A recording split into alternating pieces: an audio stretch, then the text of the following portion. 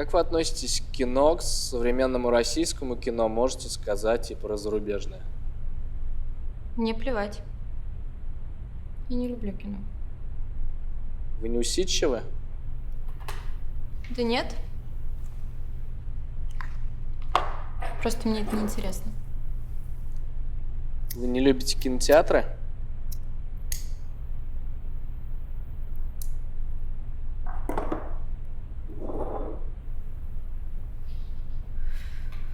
Ну, я могу сходить туда поздно вечером, в какой-нибудь понедельник или вторник. Но случается это крайне редко. Можно сказать, почти никогда.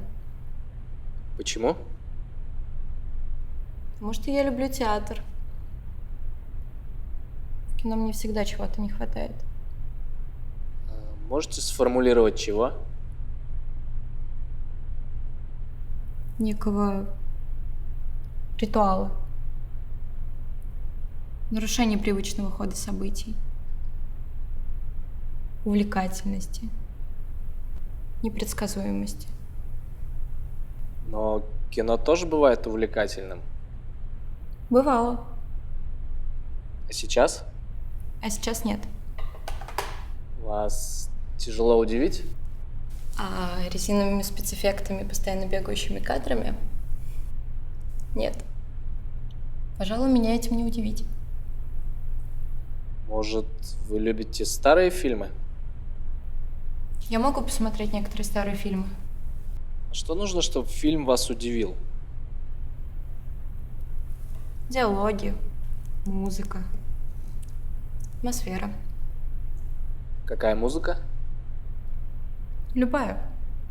Жанр не важен. Главное, чтобы заиграла в правильный момент. А диалоги? Понимаете, должно создаваться ощущение, что ты хочешь поставить фильм на паузу. Перемотать и заново услышать что-то. Вы упомянули также про атмосферу. Вы можете назвать режиссера, который, по вашему мнению, создает ее безупречно? Ну или, может, вы выделите отдельный фильм? Такой фильм есть. Действие его происходит в одном японском городе, а снял этот фильм француз. Я ответила на оба ваши вопроса. Есть еще какой-то ингредиент, который делает фильм привлекательным? Да, есть. Какой? Он не должен финансироваться фондом кино.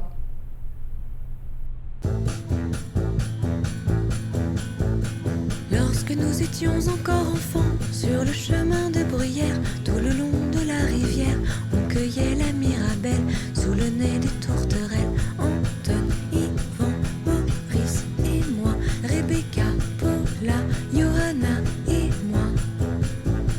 Le dimanche pour aller danser, on mettait tous nos souliers dans le même panier. Et pour pas les abîmer, on allait au bal à pied. Anton, Yvan, Maurice et moi, Rebecca, Paula, Johanna et moi. Anton, Yvan, Maurice et moi.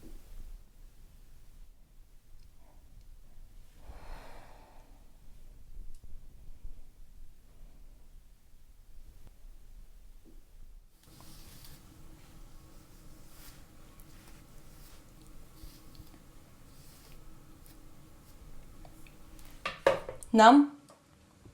Натяни решимость на колки, и все удастся. Лишь Дункан уснет, тем крепче, что провел в пути нелегком он весь день.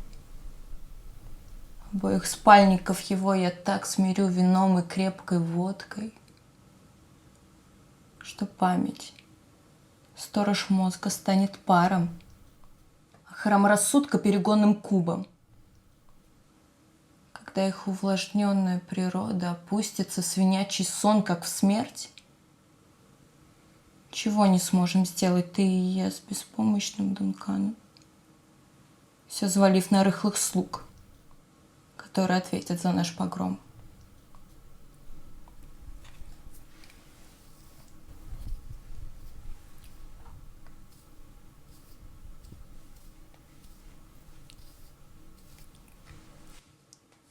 Вы уходите? Я вас не удерживаю. Но вы должны непременно прийти к нам сегодня вечером. Мы вам так обязаны. Вы, возможно, спасли брата. Мы хотим благодарить вас. Мама хочет. Вы должны непременно рассказать, кто вы. Вы должны порадоваться вместе с нами. Ничего, это его не разорит. А мы постараемся его утешить. Хотите лимонаду?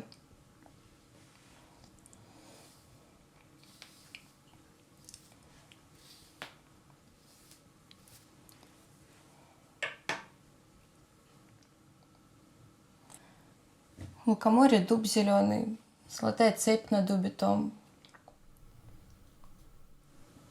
Кот зеленый, дуб зеленый. Я путаю. Неудачная жизнь. Ничего мне теперь не надо.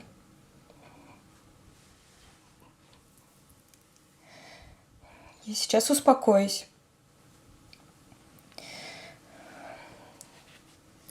Все равно. Что значит у лукоморья?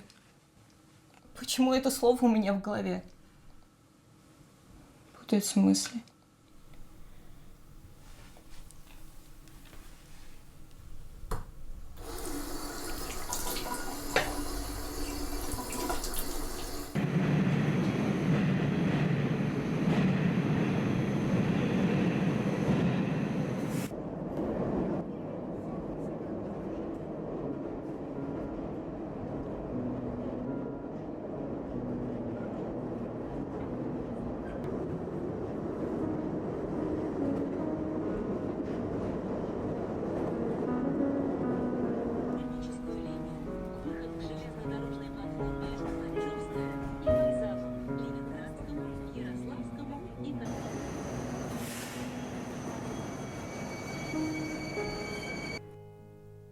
В процессе внимания вы внутренне совершаете одновременно 4 действия. Во-первых, вы держите незримый объект вашего внимания. Во-вторых, вы притягиваете его к себе. В-третьих, сами устремляетесь к нему. В-четвертых, вы проникаете в него. Овладев техникой внимания, вы заметите, что все ваше существо станет активным, гармоничным и сильным. Эти качества проявятся на сцене во время игры. Внимание, внимание, внимание.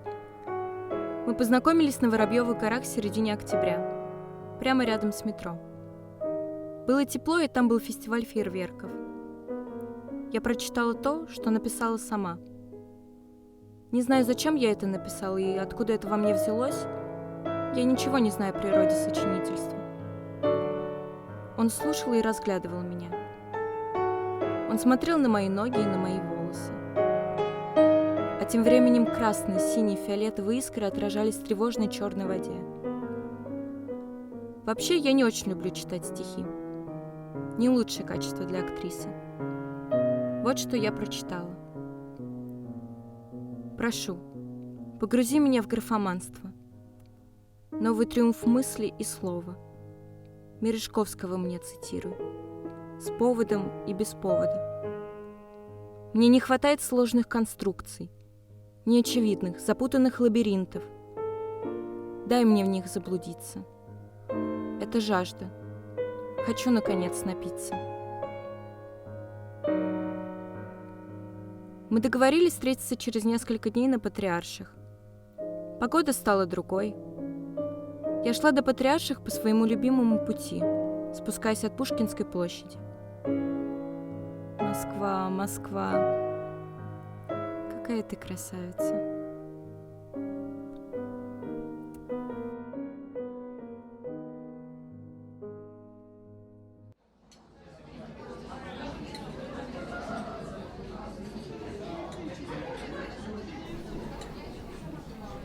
Привет. Привет. Ты без зонта? Да, я его еще прошлой весной потеряла. Будешь кофе? Я возьму тебе. Спасибо. Flat white. Неожиданно.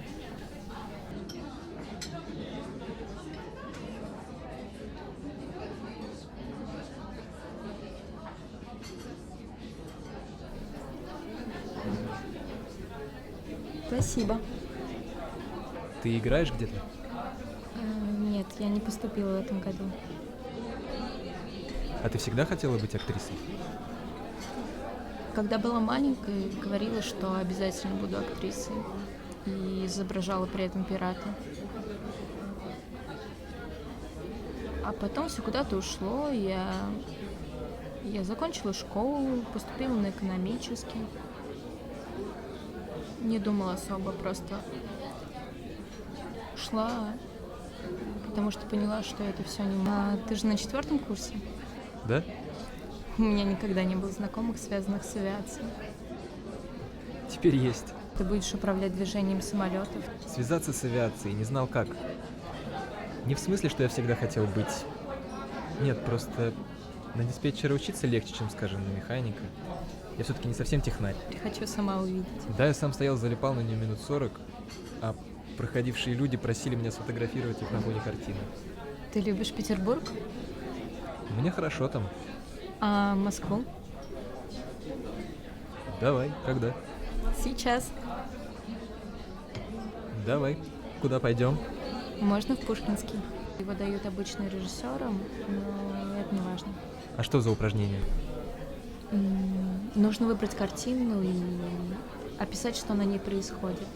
Точнее, что происходило до и что будет происходить после. Описать персонажей, характер. В спектакле от него или от нее просто не отвести глаз. Все, твое внимание обострено, как смертоносный нож, и сосредоточено на одной точке.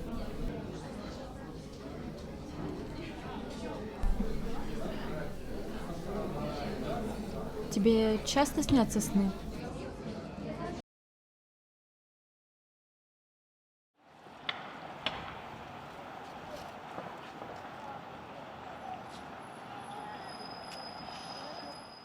Ольга Викторовна, понимаете, тут ведь все дело в том, кем вы хотите войти в историю. И хотите ли вы в нее вообще войти. Нет, можно, конечно, и дальше держаться на этом репертуаре, но не мне вам говорить, что театр – это слишком умный и живой организм, чтобы не понять, что на сцену ему втюхивают несвоевременную и неуместную дичь. У нас недавно поставил Максим, довольно-таки смело. Надеюсь, вы это считаете уместным? Вот именно. Ему сметну. И вообще все утвердили сразу. Я же уговариваю вас уже несколько недель. Нет, хорошо, допустим, я погорячился. В вашем театре прекрасные постановки, прекрасные костюмы, прекрасный свет, прекрасная сценография, прекрасный шрифт на афишах и прекрасные бутерброды. И я хочу ставить именно у вас, потому что вы мне нравитесь. Хам. Вы мне тоже нравитесь. Ваш первый спектакль. Потрясающий второй спектакль. Но вы поймите, я не могу утвердить бюджет на то, что вы мне сейчас принесли. Почему? Что там не так? Давайте уже расставим все точки над «и». Давайте прямо сейчас возьмем и разложим все по полкам. То есть вы считаете уместным, что ваш Чацкий под музыку Black Lips. Black Lips выходит из зала, выпьет из горла Донь Периньон, открывает дверь театра ногой, пишет баллончиком с краской «Молчали, простите, мудак», Угу. садится в Uber и уезжает вдаль, и все это транслируется на огромный экран зрителям, и вы считаете это нормальным завершением пьесы Грибоедова? Нет, я считаю, что это идеальное завершение пьесы Грибоедова. Краска из баллончика по историческому зданию театра. Господи, ну там же будет какая-нибудь доска или табличка, или что-нибудь замаскированное. И после спектакля это все легко снимется, никакого вандализма. Эта сцена войдет в историю вместе с вами и мной. Нет уж, меня, пожалуйста, в этот сомнительный поезд не сажайте. Ольга Викторовна, не заставляйте умолять вас и трясти, чтобы не выкидывать эту сцену. Обойдемся также без лишней тряски. Ольга Викторовна, я эту сцену мечтал поставить с первого курса. Я с ней в ГИТИС пришел с этой экспликацией. У меня дома до сих пор макет валяется. У меня все распределено, эскизы, роли. Под стариком, правда, но это не суть. У меня уже плейлист составлен. Я долгих 5 лет ждал. Дипломный спектакль, там особо не разгуляешься. Первый спектакль, ну вы же видели декорации там. Их можно использовать в учебниках по сценографии как иллюстрацию. Мол, если у вас не хватает денег, то лучше поставьте 2 стула, но убедительно просим, не повторяйте того, что изображено на фотографии. А второй спектакль. Да, уже дали немножко разгуляться. Но сказали, что? Что? Сказали, нужен Чехов. Я и Чехов. Вы меня видели? Ну, то есть, ну, до банального, вы меня вообще видели? Я вас прямо сейчас увижу. И что же вы видите? А какой правильный ответ? А, нет, здесь правильно ответ. Какой нахрен Чехов? Ну, куда там мне лезть? До него дорасти нужно. А я? Я не женился еще ни разу. Про семейную жизнь я ничего не знаю. Про неудачную семейную жизнь тем более. Работаю я с 18 лет, сестры у меня нет. В деревне я не жил. Что будет через 10 лет, мне вообще плевать. Ну какой мне Чехов? Я даже не понимаю, о чем они там говорят. Нет, ну то есть понимаю, конечно, но не так, как нужно понимать, понимаете? И тем не менее вы поставили глубокий спектакль. Зеленый свет, вишня, юность, старые фотографии. Вы просто болтун. Да называйте меня как хотите, только скажите уже «да», и я приступлю к работе. Я эту возможность не упущу, и вас не упущу. Аккуратно, лужи. Стиль? Да, согласен, немного не ваша история. Ну и Алексей не ваша история, и Максим тоже не ваша история. И я такой третий впишусь в эту компанию не ваших историй.